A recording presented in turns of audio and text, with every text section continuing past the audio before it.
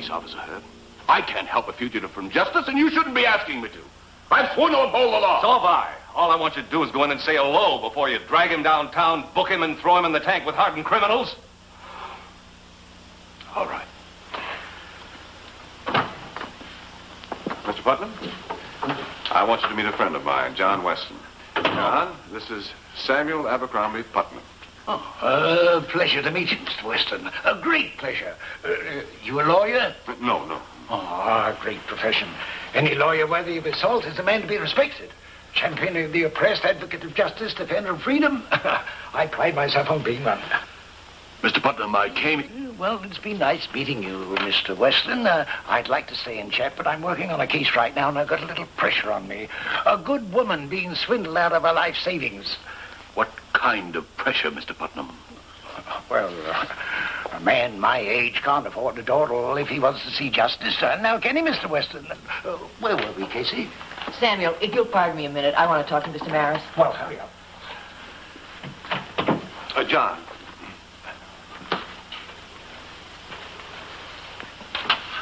Look, just because I didn't clamp the cuffs on him doesn't mean that I'm going to walk out of here without him. Oh, you saw him, John. Oh, I saw him. You think he's guilty of arson? Well, apparently the Decideville police believe it. Lieutenant Weston, All right, Casey, what is it? from the little that you've seen of Samuel, do you think that he sincerely believes, given the right opportunity, he can win his case? Casey, I'll carry it a step further. I'd say, given the right opportunity, he would probably expect to elude the police indefinitely. Then why would he destroy property representing a lifetime savings? Now, wait a minute. What is this, a conspiracy? 24 hours to prove the Decideville police are wrong. How about it? All right, Herb, but I'll have to put a man in your outer office. By all means. Now, the first person I want to talk to is Agatha Wentworth. Oh, wait a minute. I'm not going to to Decideville in 20 minutes. I tell you, Herb, I'm not going to Good boy, John. Good. Honestly, I'm not. Wait a minute. Herb, just a minute. First, you talked me into driving down here with you. Now you want me to get down to the Decideville City Hall and talk to the fire chief. Nothing doing. I'm only trying to save time. Remember, I only have 24 hours. All right, Herb, if it's time you want to save. You talk to the fire chief, I'll talk to the Wentworth woman. You're entirely too sympathetic anyway. Oh, all right, but don't be rough on her. Remember the kind of woman she is. I'll remember. And I won't be swayed by sentiment either. I'll pick you up in an hour.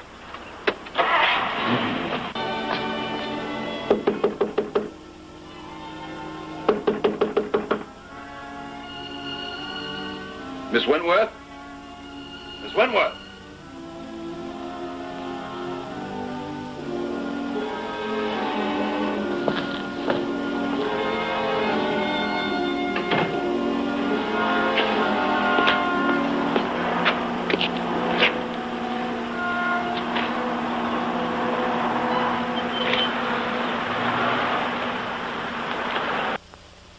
I had news for Weston. 2 fresh suspects. A fireman who might be a firebug, and Harold Denham, who could easily have slipped out of his window at the hospital and set the fire himself, if his wife's happiness meant that much to him. Weston had news of his own. While he'd failed to locate Agatha Wentworth, his search hadn't been entirely in vain. Well, Herb, the manager of a rooming house said that she got a call from our honorable champion of the oppressed, Samuel Abercrombie Putnam, as I figured about 10 minutes after we left your office. He said he called her to the phone and he recognized Putnam's voice. Well, there's nothing wrong with a lawyer calling his client. Well, Herb, it's a result of the call I'm concerned with. Believe me, I know Miss Wentworth is in that room right now. But why didn't she answer my knock on the door? Because she was advised not to. I underestimated him. He may be an old man, but he still has his powers of perception. He must have known that I wouldn't let the matter drop. And I wouldn't be surprised but that he knew you were a policeman, John. Yeah. You remember, you asked the right question, but you didn't get the right answer. I remember her. I also remember making the remark that with the right opportunity, he would probably expect to elude the police indefinitely. There's not going to be another opportunity. I'm going to talk to Agatha Wentworth, and I don't intend to camp on her doorstep to do it.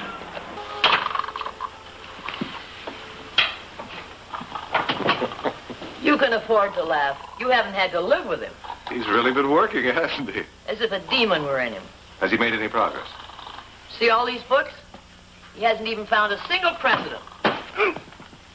The minute my my back's turned, you and this policeman. Oh, I know a policeman when I see one, and there's another one outside, too. You go poking your nose into my affairs. Well, let me tell you something, Herbie. Agatha Wentworth will never go to trial.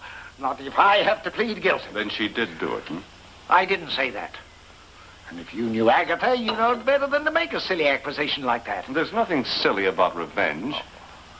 It's a basic human failing, a common motive for arson. Where is she, Mr. Putnam? You're a cop, find out. Mr. Putnam, either you tell me where she is, or I'll have to take you downtown and book you. Well, she's at home. She's been there all the time. Well, Miss Wentworth? I'd like nothing better than to keep Mr. Putnam from going to jail, but really, there's nothing I can tell you, Mr. Maris. Miss Wentworth, all we want is an answer to our question. Did you set fire to the motor court? Questions, questions. How great a matter a little fire kindleth. Miss Wentworth, that's a quotation from the scriptures, according to St. James, but it doesn't answer the question. The Bible teaches us so much. And since you recognize that quotation, you must also remember what Jeremiah said. The Lord went before them by day in a pillar of a cloud to lead them the way, and by night in a pillar of fire. Miss Wentworth. I shall continue to pray for Samuel with all my heart, Mr. Maris.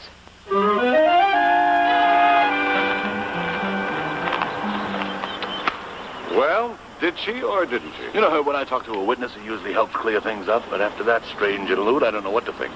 Well, let's say, just for the sake of argument, that neither of them did it. Well, we still have George Carson to find. If he's the firebug, and not just a man who enjoys his work. Yes, and we have Harold Denham. Unless... Unless what? Would you go on down to the hospital and talk to Denham? Maybe you can get another slant on him.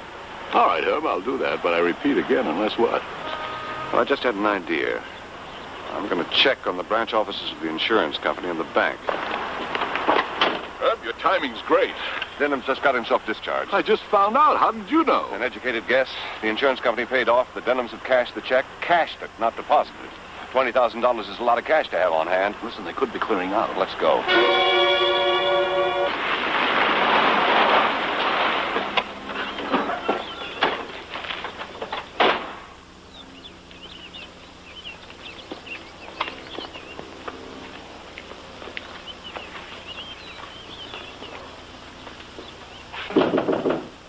Who is it? Mr. Maris. Oh, come in. What brings you here? Mr. Denham. This is Lieutenant Weston of the police department. How do you do? How do you do? Mr. Maris, what'd you do? Go by the hospital and find out I'd come home? That's right. Where's your wife, Mr. Denham? She went to the drugstore to get my medicine. She'll be right back. Is there something that you Why want? didn't you tell me you'd received your insurance check this morning? Well, that's my business, isn't it? Why'd you cash it? Cash it. Elaine deposited that in the bank this morning. I've just been to the bank. She cashed it. Are you sure she's coming back? Where does your wife keep her luggage, Mr. Denham?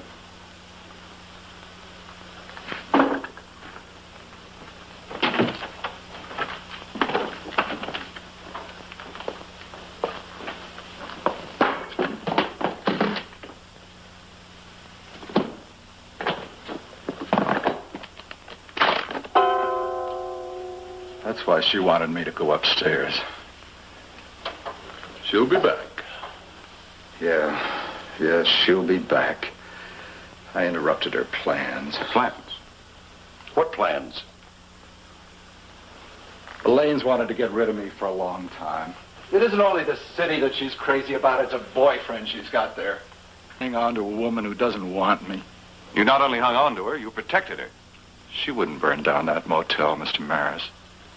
She wouldn't do a thing like that, no matter how much money she needed. Anyway, she was with me at the hospital that night. Could be you're alibying for your wife. Which is it, Denham? To tell the truth, I can't swear to anything that happened that night. What do you mean? I had a bad attack that afternoon. They gave me some medicine. I slept through till midnight. I remember waking up and she was sitting beside the bed and she told me about the fire. The nurse had to give me some more pills. And you couldn't be sure that she was there with you all evening, could you? No. Maybe she wasn't. Mr. Maris, they'll have a record of giving me that medicine, won't they? They'll have more than that. If they considered your condition serious enough for sedation in the middle of the afternoon, they'll have had somebody check on you every half hour or so.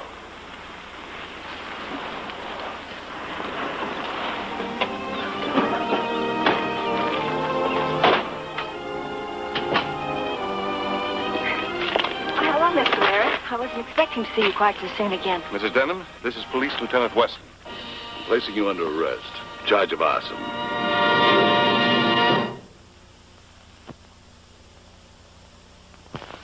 Herbie, a precedent.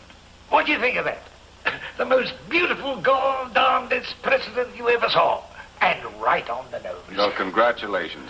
And I have news for you. Huh? You're in the clear. Elaine Denham has made a full confession. Huh? Oh, good, good. Now all I have to do is to win that appeal for Agatha. Time's a wasting, Casey girl. Let's get on with it.